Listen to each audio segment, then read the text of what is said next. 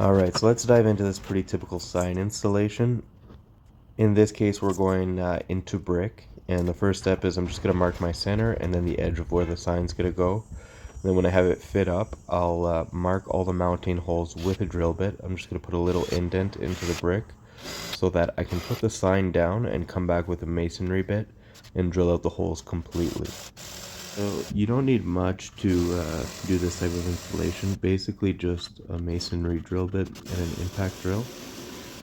Installing into brick is actually very similar to drywall. Once you have the holes drilled out, you tap in these plastic plugs and then we're good to go. Especially in this case, it's just a sign, it's not weight bearing. This will do the trick just fine. Alright, from this point on, there's really not that much left to it. I'm going to pre-paint the screw heads, that way I'm not trying to cover them while the sign's up on the wall.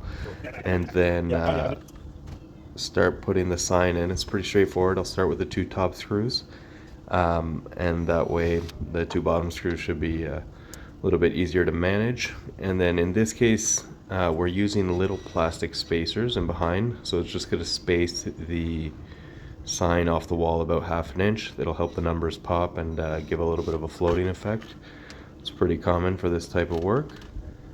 And so with the 2 top screws in, I'll put them not all the way snug, just so there's a bit of play to get the bottom ones in. And once we have everything in, I'll snug it up and make sure everything's looking decent.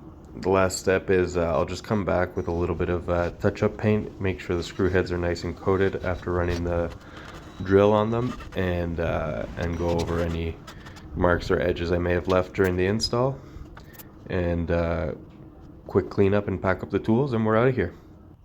If you enjoyed this install, make sure to subscribe and follow along for more.